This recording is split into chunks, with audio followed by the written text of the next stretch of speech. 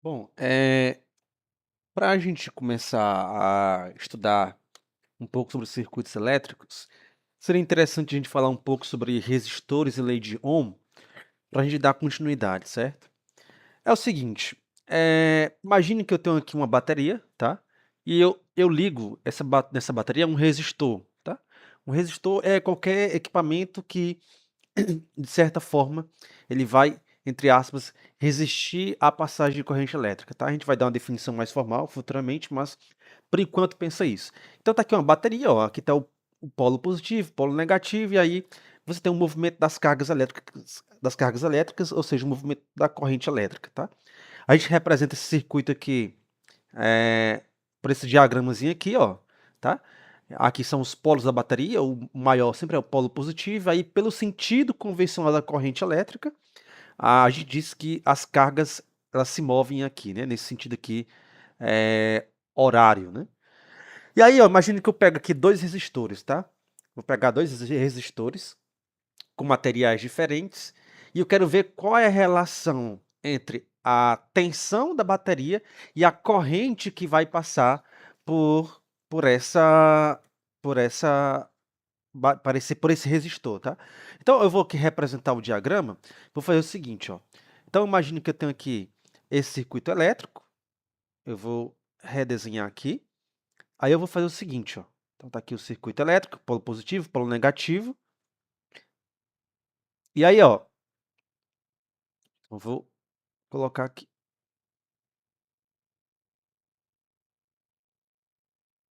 Pronto. E aí, o que é que eu vou fazer, tá? Para medir corrente, o que é que nós usamos, né? Para medir corrente, a gente usa um aparelho chamado amperímetro, tá? Um amperímetro é um aparelho que mede nada mais do que a corrente elétrica, tá?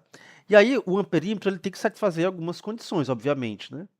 Um amperímetro, ele tem que ser um amperímetro ideal, ele é um dispositivo cuja a resistência seja nula, ou seja, é um material, é um dispositivo em que toda a corrente vai passar por ele, ou seja, não vai ter nenhuma resistência, não vai haver nenhuma queda de tensão quando essa corrente passar por ela. Esse é o amperímetro ideal. O amperímetro a gente sempre coloca em quê? A gente coloca ele em série, tá? Então vou colocar aqui um amperímetro para medir a corrente, tá? Então o amperímetro vai medir a corrente. E aí eu vou ligar nesse circuito um voltímetro, tá?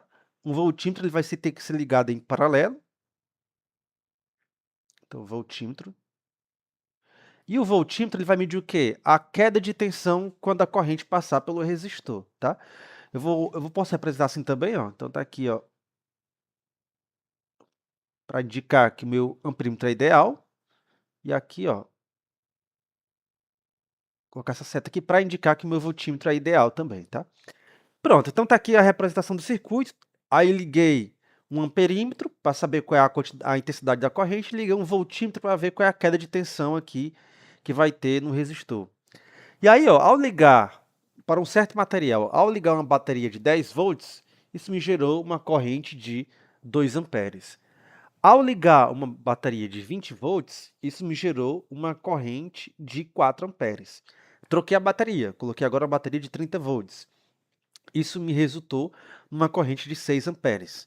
E aí, você consegue notar que quando eu aumento a intensidade da tensão, eu também aumento a intensidade da corrente elétrica, né? Então aqui para 40 volts, eu tenho que 8 amperes, né?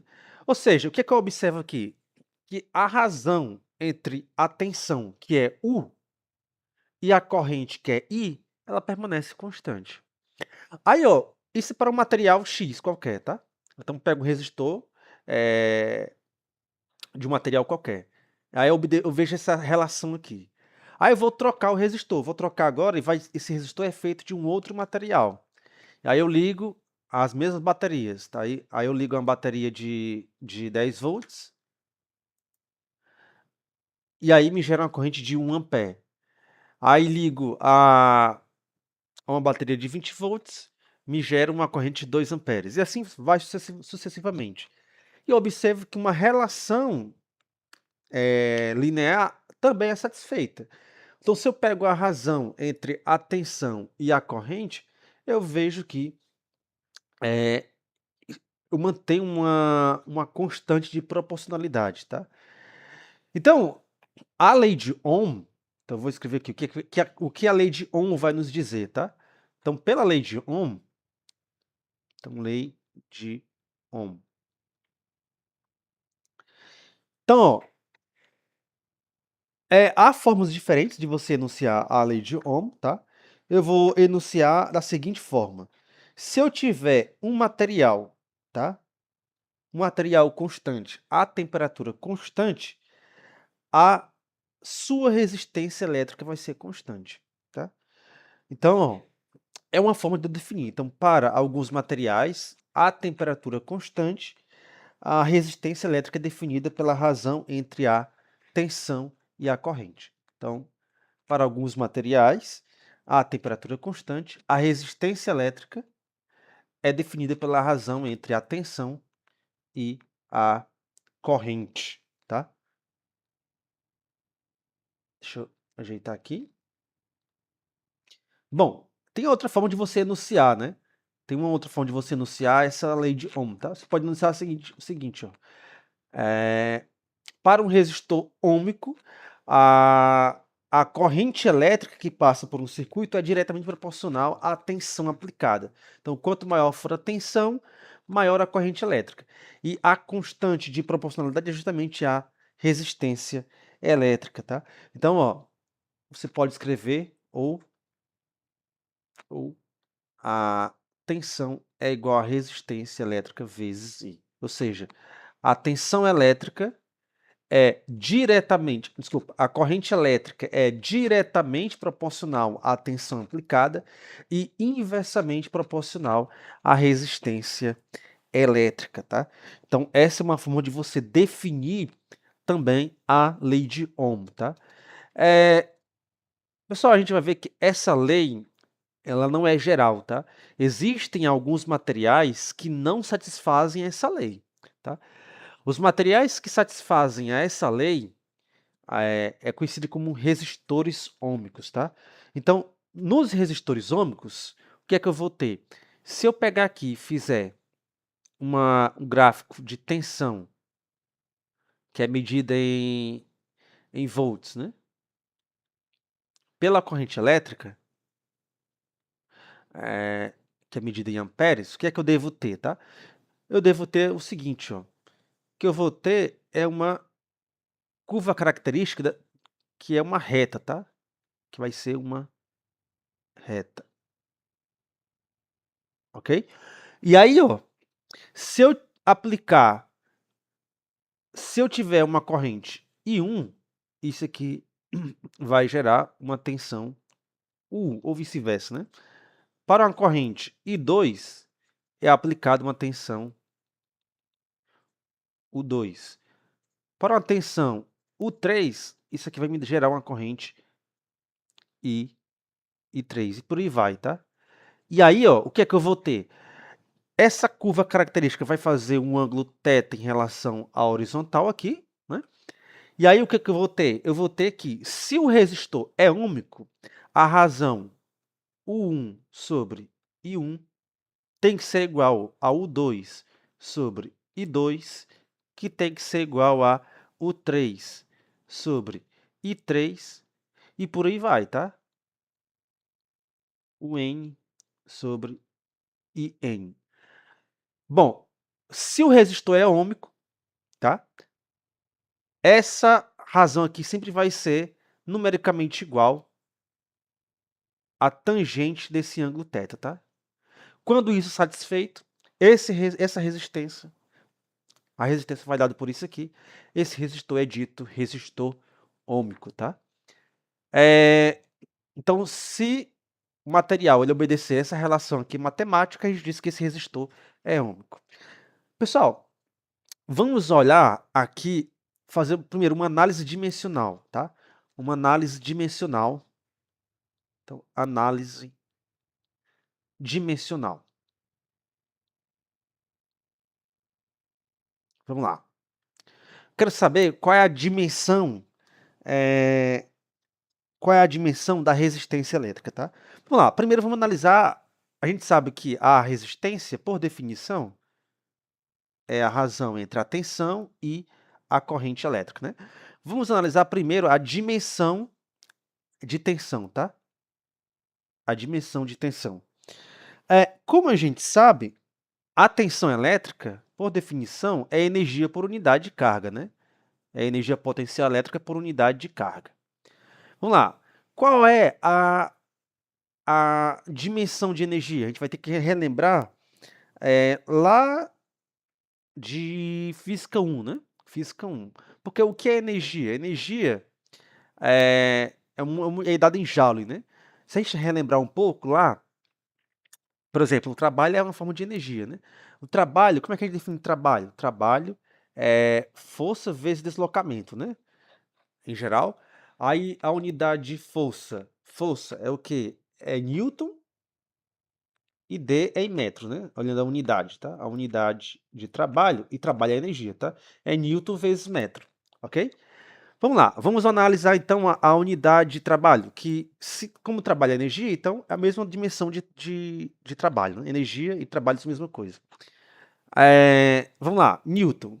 Newton, a gente sabe que força é massa vezes aceleração. Então isso aqui vai ser quilograma, porque massa é em quilograma. A aceleração é metro por segundo ao quadrado. Aí, ó, isso aqui é a unidade de Newton vezes metro. Ou seja, trabalho, a unidade de trabalho é quilograma vezes metro por segundo ao quadrado. Então, a unidade de energia é quilograma vezes metro ao quadrado por segundo ao quadrado. Pronto, essa é a unidade de energia. Vamos olhar, então, a dimensão de energia. Pronto, vamos lá. Quando eu olho a dimensão, vai ficar um pouco disperso aqui, mas já a gente volta. Quando eu olho a dimensão, vamos lá, dimensão de energia, tá? Vou colocar aqui em vermelho para não confundir. Aqui em cima é a unidade. Vamos lá, qual é a dimensão de massa? De quilograma, né? É massa. Então, representa por emissão, tá? A unidade de distância, né? Que está aqui em metro quadrado, é a unidade de comprimento, né? Então, vai ficar comprimento ao quadrado. Dividido pelo quê? Pela unidade de tempo ao quadrado. Então, a dimensão de energia é massa por comprimento ao quadrado, massa vezes comprimento ao quadrado por tempo ao quadrado, né? Aí, ó, então essa aqui é a unidade de energia. Qual é a unidade de carga? Pessoal, se você lembrar, qual era a definição de corrente elétrica? A corrente elétrica é a quantidade de carga dividida pelo tempo. Ou seja, a quantidade de carga, que aqui, é corrente vezes ΔT, certo? Ou seja, quando eu olho a dimensão, bom, I tem dimensão de quê? Tem dimensão de corrente elétrica, que a gente representa por I maiúsculo. E ΔT tem dimensão de quê? Tem dimensão de tempo. Então fica I vezes T. Então vamos aqui para a fórmula. Vamos lá. A dimensão de U vai ser o quê? Vai ser a dimensão de energia, que vai ser massa, vezes L ao quadrado, tudo isso dividido por T ao quadrado, né? Aí, ó, dividido pela dimensão de quê? De carga. Qual a dimensão de carga? É I vezes T, ok? Pronto. Aí vai ficar, então a dimensão de tensão vai ficar o quê? A dimensão de tensão vai ficar dimensão de massa vezes dimensão de comprimento ao quadrado dividido por I vezes dimensão de tempo ao cubo. Pessoal, por que eu estou fazendo isso? Porque ultimamente é algo muito cobrado, tá? Em vestibular, por exemplo, é algo que vocês podem se deparar. Analisar qual é a dimensão de uma certa grandeza física, tá? Pronto, então eu vou reescrever a dimensão de U como sendo massa vezes comprimento ao quadrado, vezes I a menos 1, vezes T a menos 3. Então, essa aqui é a dimensão de tensão elétrica, tá? E aí, ó, então qual é a dimensão de resistência? Dimensão de resistência. A resistência é a tensão dividida pela corrente, né? Então, a dimensão de resistência vai ser o quê? Vai ser a dimensão de tensão dividido pela dimensão de corrente elétrica. A dimensão de tensão está aqui, é massa vezes comprimento ao quadrado, vezes I a menos 1, que é de corrente, vezes T a menos 3. Tudo isso dividido por dimensão de corrente, que é I. Tá? Então, isso fica o quê? Isso vai ficar igual a dimensão de massa vezes dimensão de comprimento ao quadrado vezes dimensão de tempo a menos 3 vezes dimensão de I a menos 2. Então, essa é a dimensão de resistência elétrica, tá? Tomem um cuidado para não confundir dimensão com unidade, tá? Porque, por exemplo, qual é a dimensão de massa? A dimensão de massa é massa, né? A natureza física da matéria é a massa, né? Mas a unidade, eu posso medir massa, né? Em várias unidades. Posso medir em grama, posso medir em quilograma, posso medir em tonelada, então tem que ter esse pouco de cuidado. Pronto, então essa aqui é a dimensão de resistência elétrica. Qual é a unidade, então? A unidade, pessoal, vai ser o seguinte, ó. Vamos lá. A resistência, por definição, é tensão por corrente, né? Então, a unidade de resistência vai ser o quê? A tensão. Qual é a unidade de tensão? A tensão a gente já viu que é volt. E corrente? Corrente é ampere. Esse volt por ampere é o que a gente chama de ohm, tá? Essa letra grega aqui, que é o ohm, ômega maiúsculo, tá? Então, a unidade de resistência é o ohm, tá? Muito bem. Então, basicamente, em teoria, a lei de Ohm é isso, tá? Não tem nada de a mais. Eu só queria fazer aqui um adendo acerca da potência dissipada no resistor. Por quê? Porque quando a corrente passa pelo resistor, tá? Vai haver uma queda de tensão, tá? Vai haver uma queda de tensão porque aqui, ó, as cargas, elas, considerando que esse resistor, esse circuito, ele tem uma bateria ideal, tá? Um gerador ideal, ou seja, a força eletromotriz vai ser igual à tensão. O que é que eu vou ter aqui? Eu vou ter que as cargas vai sair aqui do polo positivo com energia potencial elétrica, e aí vai vir aqui, ó, quando ela passa pelo resistor, vai haver uma queda de tensão. Aqui no resistor, as cargas elétricas elas vão perder essa energia potencial elétrica, que vai o quê? Vai se converter em energia térmica, né? Devido ao efeito Joule, certo? E aí, ó, quando ela chega aqui no polo negativo, ela chega com energia potencial elétrica zero, tá? E aí, o que é que a gente sabe? A gente sabe que a potência é energia por intervalo de tempo, né? Só que é o seguinte, a gente sabe também que a corrente elétrica é a quantidade de carga dividido pelo intervalo de tempo, certo? Então, esse é um dos conceitos que a gente sabe, né? Ora, mas a energia é o quê? É potência vezes o intervalo de tempo, né? E Q é igual a I vezes ΔT. Pessoal, eu não vou demonstrar aqui para não tomar muito tempo, tá? Mas é possível demonstrar, ok? É possível demonstrar que, conhecendo essa expressão, conhecendo essa e sabendo que a tensão é energia por unidade de carga, você consegue chegar na relação fundamental da potência, tá? Que a potência é igual a I vezes U. Então, se você quiser saber qual é a potência dissipada no resistor, faça aqui uma substituição de fórmulas, tá? E chegue nessa expressão, tá? Não é algo complicado. E aí, você também, sabendo da lei de Ohm, sabendo que U é igual a R vezes I, você consegue também mostrar que a potência pode ser dado por U ao quadrado sobre R, quando você quiser relacionar a potência com a resistência, e você também consegue mostrar que P é igual a R vezes I ao quadrado, tá? Então, são duas fórmulas bastante úteis quando se trata de resistores elétricos, tá? Então, basicamente é isso.